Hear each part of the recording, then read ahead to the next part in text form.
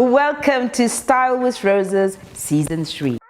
So we've been taking a long think and wondering what happens to our hidden figures in the diaspora.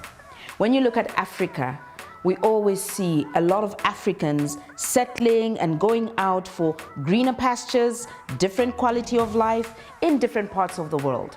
But the most important thing about this experience is that they bring back the bigger picture thinking, the visionary thinking, the skills uptake, the capacity building that is so much needed in Africa in order for us to be the superpower that we are really intended to be. So at Style with Roses, we are taking you on a journey with different amazing women who have settled in the diaspora but have found their way back home to Zambia.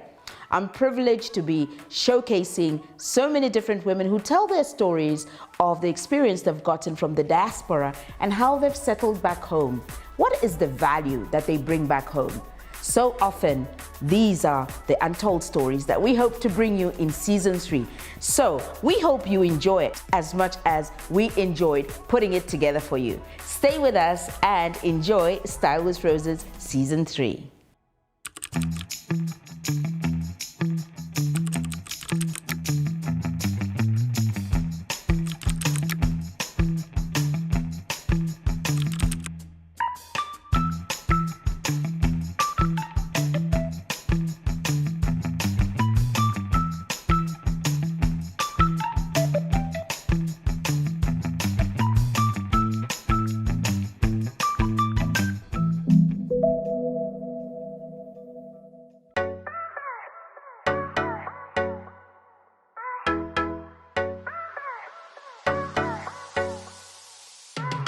I am style like a rose, and this is the path I chose. And just like a flower, I will blossom to the first light. There comes the rain, then comes the cold, then comes the sunlight. I will grow, I will flourish, just like a rose. Today I am hanging out with Mrs. Nankhonde Kasonde-van. She is a development activist as well as a serial entrepreneur. She is here on Style with Roses because she herself has spent a fair share of her life, half her life, in the diaspora. So today we get to know more about her. Welcome, Nankhonde. Thank you. It's a pleasure to be here. Yeah, I'm very, very excited, but I need you to be calm and relaxed. So I'm going to put you on the spot.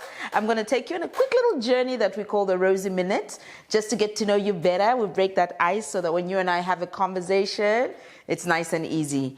But I want you to give me the first answer that comes to your mind. Don't overthink it. It's not technical. It's not pass or fail. It's just you. All right. Are you ready for this? So I'm going to be really quick and just ask you some quick questions. Who inspires you? My father. If you could trade places with someone, who would it be? I wouldn't. What was your first job? Waitress at Pizza Hut. If there was a movie about your life, who would play you? Mwaka from ZwR. Oh, really? Okay. Any hidden talents we do not know about? I cook. What is the most shocking thing you have come across at the airport? Dirt. What book are you currently reading? Emerging Africa by Kingsley Moghalu. Oh, nice. Roses are? Beautiful. Oh, sorry, rose focus. What's something you could eat for weeks straight? Chilemba beans. Oh, wow. For a journal, paper or computer? Paper. Are tomatoes a fruit or a vegetable? Vegetable one. Okay. Who was the last person you texted? My husband. Nice. What is the best piece of advice you've been given? Do it anyway. Right. And who is your favorite talk show host? Rose. You had to get that right. You really had to know. Thank you so much. And you know, don't go away. This is what we've got in store today. I'm hanging out with Nankhonde Kasonde-van, a visionary and serial entrepreneur who's been based in the diaspora for more than 10 years, and she has come back home to set up 3 businesses that are flourishing. Don't go away. We'll be right back with her and myself on the couch. Just like a rose. Hi, my name is Nankhonde Kasonde-van. I'm a flourishing rose, and today I'm hanging out with Rose from Style with Roses.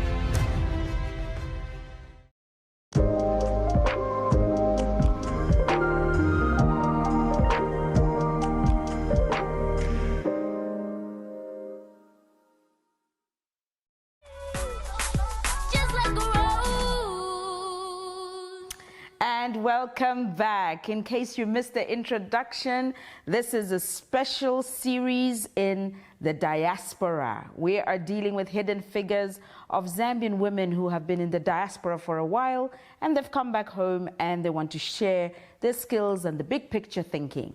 And today is no exception because I have the lovely Mrs. Nankhonde Kasonde-van. Welcome again, Nankhonde. Thank you. Great. So just by way of introduction, you have been in the diaspora for more than 10 years. Why don't you share what that experience was in like a minute? So what were you doing there? I initially went because my father got a job at the World Health Organization in Geneva. So that was the initial reason why I was abroad. But even beyond he retired, I stayed. And I think it was a game changer. It was a different way of seeing what I could do with my life and the opportunities to really be exposed to another level of excellence, you know, the Swiss. So in day-to-day life, you are exposed to things that are done well, things that are done timely. And these are things that I'm not perfect at, but I've seen what they can look like. So I think it was a game changer because it showed me that I could do anything, but also that when you do something, do it well. And that's a much needed skill in life. So having been there, I know you said you went because of your father and then that was where your education was. Was that your first work experience? I noted in the introduction that you've actually spent a decade working at the United Nations. How was that? Tell us about that. It was great. I think my initial job when I was studying was the waitress at Pizza Hut. So that's how I supplemented my income. But when I finished school and started working, my first job was at WHO. Okay. And I started as a clerk, photocopying documents. I couldn't get a job. And so when this job came up to support a big meeting, I thought, let me start. You know, you've got to start somewhere. I've been applying, and I didn't get anything. So I would spend my days photocopying papers the whole day. You know, if you're going to make up in the morning, the lights and the heat, by the end of the day, you're just a mess. But it was the way in. And that was my first job. And from there, I went on to stay 10 years within the system. Okay. I went on to hold positions at the global level. I went to New York. Regional level, I speak French, so I was covering 17 countries in West Africa out of Senegal. And then at country level in Malawi, as advisor to the resident coordinator, who is the highest office of the UN system in any country. Okay. So, and I did that because opportunities came and I was ready to take them. I was ready to learn what I needed to do. And so that's how my career just went on going. Right. So I like that you mentioned that you started from the bottom like that. So started from the bottom, now we're here. So you start from the bottom, you did photocopying and you were a clerk and you didn't look at those as menial jobs. It was a way in. So I really want you to just tell us why it's important for you to go through the system to get you to the level at which you reached. Why was it important for you to do the menial jobs and get dusty at the end of the day? You know, my father had a great career and he always said, make your own name. I'm not going to help you. And so that always stuck at the back of my mind. And so when the opportunity came to take this job, for me, it wasn't so much the packaging, it was the opportunity. Right. And I've carried this throughout. You never know how God is going to give you what he has planned for you. Right. And if you have a certain expectation, you will miss it. I actually believe that, and I'm already enjoying this conversation. I don't know about you out there, but don't go away. We'll be right back. We'll take a short break, and when we come back, we get to know more about Nankhonde's journey from the diaspora, and this time, coming back home. Stay right there. Just like a rose.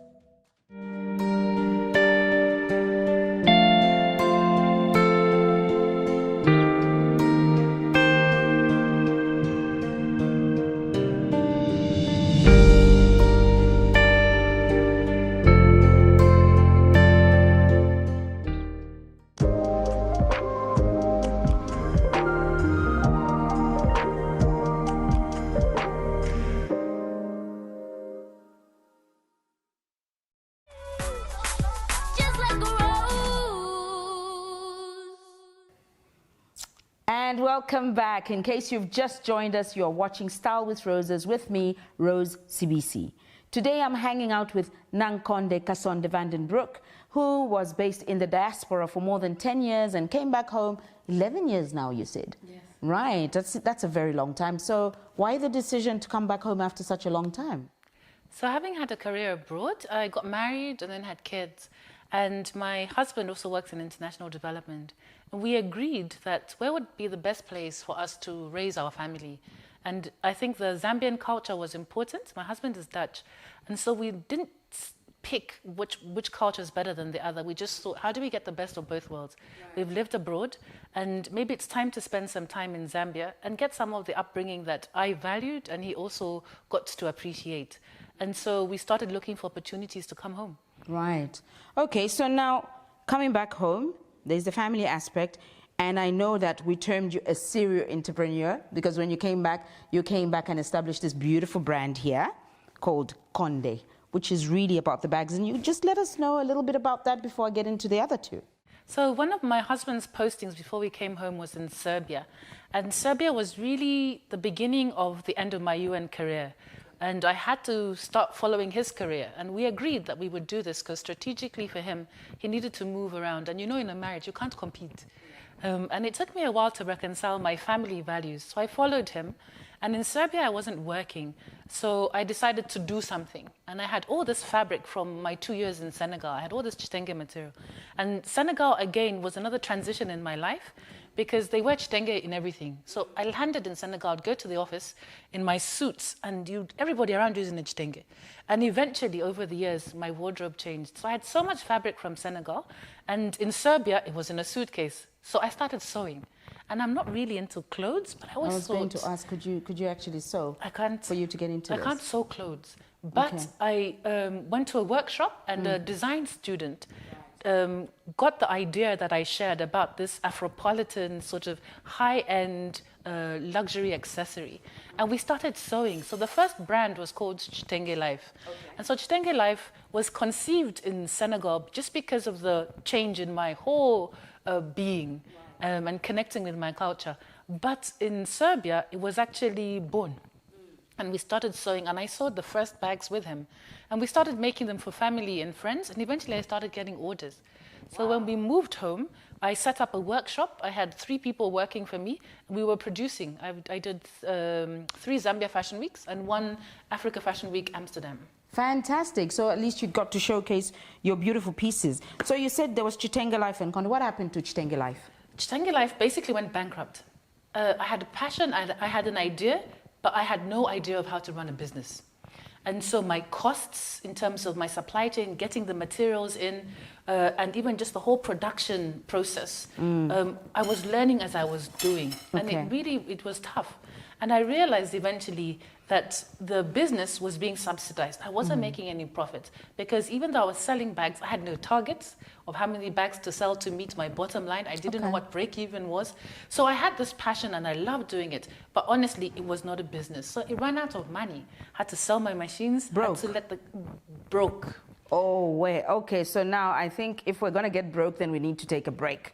Because I really want to hear more about this. I don't know about you, so you don't want to go away. Come back after the break and let's hear how you can pick yourself up after losing everything and still come back to start 2 businesses the way Nankhonde did. See you in a bit. Just like a rose.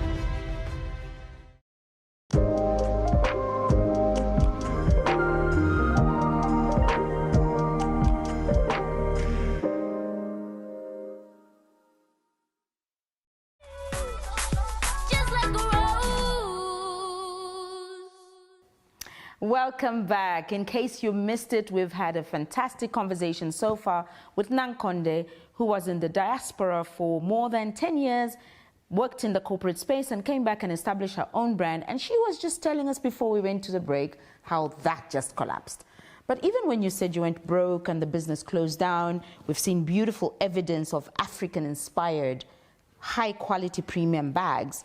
How have you now established the two other businesses, which are a consultancy, I believe, and a career coach? Tell us a little bit about that. So one of the things I've always had an idea about is I have a vision for myself.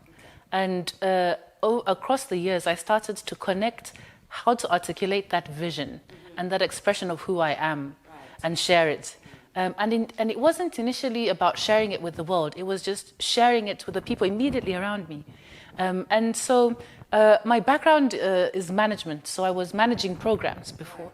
And when I left the UN, I did some workshops in life coaching and executive coaching. And I really enjoyed it. The life coaching piece, I realized, was actually my own healing journey. And whilst I had thought I would go into business and start doing that, I didn't, because the recognition came that actually that was for me. It wasn't for me to do for others. However, I had acquired the skills, and because of my management background, it made sense to take that into organizations. And that's how I went to start the consulting business, supporting organizations and managers and leaders on their development journey. So that's the business of consulting that over time started to pick up. And it took me a while to get known locally in Zambia when I moved home, and for people to understand a professional coach. I'd been certified, but most companies were used to bringing coaches from abroad into Zambia, especially multinationals and international development organizations. So to find a local coach, the market wasn't that well established. And consultancy, especially when it comes to career coach, life coach, I think in the wake of what we've been through as a world, with post-COVID, this becomes even more important, because now you're dealing with the psychological aspect and strengthening people's minds in order for them to actually be positive and have a strong attitude. But that also, I'm biased like that, so I think that women do better when it comes to strength and resilience. So how do you tie all of that into you being a woman? Because this is a special time for women. It's time where we're celebrating many of you and your achievements. How have you balanced you being a woman, married, career, now you've got these three businesses? Who is Nankhonde the woman, and what does she want to achieve? I think balancing, you grow, you learn. My husband is my best friend, but he's also my business partner. And we have one of the coaching tools I use, and my coaching business, having done well, continues to finance actually and loan money to the other businesses. And so having grown that, I use the coaching tools in my life. And so we have a 10-year vision for ourselves individually, but also as a couple. And so I think you need that shared picture together, so that as you're setting goals, you're actually working towards something in the long term and not just annually, depending on what's coming. So it's intentional, it's deliberate. Very intentional. Fantastic. And I think now when we talk about, even the theme for 2021 Women's Day is actually choose to challenge. So you've chosen to challenge all those different aspects of your life. As a career coach, what is the most important element that anybody should have in order to succeed in their personal lives or in their business life? Get to know yourself. Be clear about what you enjoy doing. Understand your strengths, because I believe that's my purpose. My purpose is to share tools to navigate different situations in life. Right. And to co-create with your environment. So whatever's happening is an opportunity for you to learn and do something. I'm reading a book by Whitney Johnson. This is the other book I'm reading, called Disrupt Yourself. So when you're disrupted, the next move is yours. So you become the disruptor. And I think that's what I've done throughout. I've actually disrupted myself, because life has taken me into different places and I've been able to adjust. And so that's what I support other people to do. And that's a big part of who I am. So the identity piece is really embracing the fact that I'm an Afropolitan. I love my culture, my heritage, my country, but I'm exposed and I've traveled. And so that combination for me is also helping me fit in to a space that I have created myself. When I moved back home, I struggled, I was rejected because I left early. And when I came back, the world goes on without you. And you can't come back and think, okay, I'll pick up where I left off. And so I had to re-identify with Zambia. And it was probably one of my hardest duty stations out of all the other countries. But this time coming back with a family, I was then able to understand there's certain parts of my family and certain parts of the industry I was in that are rejecting me. But I will find my way because I have a vision. I've got an idea of where I'm going. And that's important, always very important to know who you are. And that was so passionate and moving. We've just got to take a quick break, and I want you to bring out that passion as we pass the rose after the break. Stay with us. Just like a rose.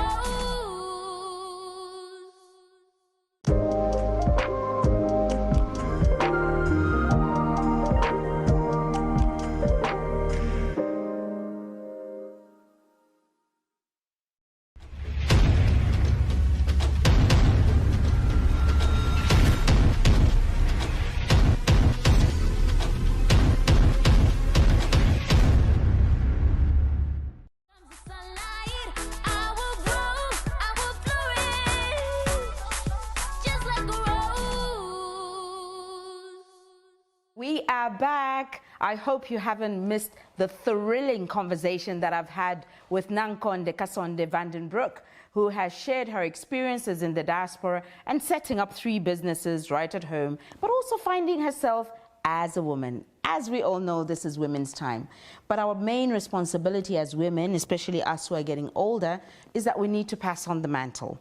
So we have a thrilling experience and a tradition on the Style with Roses talk show where we pass the rose, because we really believe that with everything that we've experienced, with what you have gone through, there is a little girl out there who wants to know what it's like to start from the bottom like you did, to use opportunities like you did. So I'm going to ask my assistant to come on set and bring me the rose. And with this rose, I'd like you to speak to a little girl. So with this budding rose, we want it to blossom, we want it to flourish. And I want you to pass this rose on to a little rural girl who is watching you right now and would like to listen to how you can inspire them through your eyes, or of how their life can also overcome any impossibility, and how it can be for them as it was for you. So speak to the little girl and inspire her. Thank you. This is such a wonderful initiative. I would say we were all created for a purpose, and we're solving something for our generation. And you can do anything. Every season of your life brings different opportunities and different obstacles. But keep your vision, hold on to what you love doing, what you believe in, because as you go through the seasons of life, it becomes clearer, and you'll be able to see the opportunities that will open it up even further. You won't always get it right, but that's okay. Work with what you have and keep moving. Don't stop moving. The biggest mistake you can make when you hit a hurdle is to stop. I invite you and challenge you to hold on to your dream, hold on to your idea, and keep moving. I kept moving. No matter what happened, I kept moving. Because for me, in every problem, I found a solution and I learned something. So continue to learn, continue to grow, and you will make it. There's so many women that supported me. And on my path, I'm so happy to be able to support you. God bless you. Oh, that is so beautiful. And that was Nankhonde passing the rose. And this is what it's all about. It's about passing it on, because there are so many possibilities that can be for someone's life. I'm proud to say that there are people that support us out there, and Style with Roses Season 3 is one of those that has been proudly sponsored by Stanbic Bank Zambia, allowing us to make sure that the possibilities of it can be really come to life. And this is why we are here today.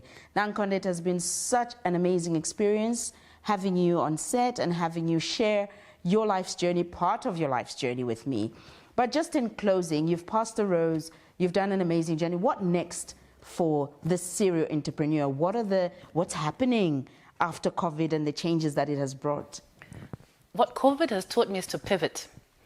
And so what's coming next is the only way to scale my businesses is to figure out how to use technology. Right. And for the management consulting, I've developed a digital productivity solution, and I'll be launching it later this year. Right. And for the bags, I'm actually changing the positioning of the brand and going more towards different markets. Originally, I targeted Southern Africa, but now I'm actually looking at going global. But because I've had mentors who have seen what I've been doing and come forward, they have opened up the next opportunity. Nice. So I have my 10-year vision. I have the vision to sell both businesses, scale them and sell them. Nice. And then I'll start the next thing. Fantastic, that sounds awesome. So obviously as a career coach, life coach, and as an entrepreneur, we have to find a way of connecting with you. How do people get in touch with you, and if they want you to support them in their career or life growth? Where are you found? I'm on LinkedIn, I'm on Twitter, and I'm on Instagram, either through KHONDE Zambia, the brand, or either through my own LinkedIn profile. But you can also get me on Instagram, KHONDE Zambia again. Right. And Twitter, I have my personal handle @Nankhonde. If you want to call me, you can reach me on 097 827 7361. Fantastic, and we'll get that number for you. Unfortunately, much as we would like to carry on for the rest of the day, we have come to the end of this particular conversation that we've had with Nankhonde Kasonde-van, Broek, who has shared her beautiful experience in the diaspora. Our aim here is to show you that people in the diaspora, especially the hidden figures of women, we go out there to look for a different kind of life, but we have the ability to bring what we know back home. So we would like those skills, the gifts and the passions to be embraced, because the whole objective is to improve our country as well as our continent, because Africa is the next superpower. So from us at Style with Roses, this has been Rose CBC, always reminding you that you should bud, blossom and flourish, because that's what roses do. Until next time, bye-bye for now. Keep on chasing that sunlight. You can flourish if you do try. Blossom, let them see you in your new shine. Shine like gold, bloom like a rose. It's a long way from the ground up, but you keep it moving, keep it non-stop.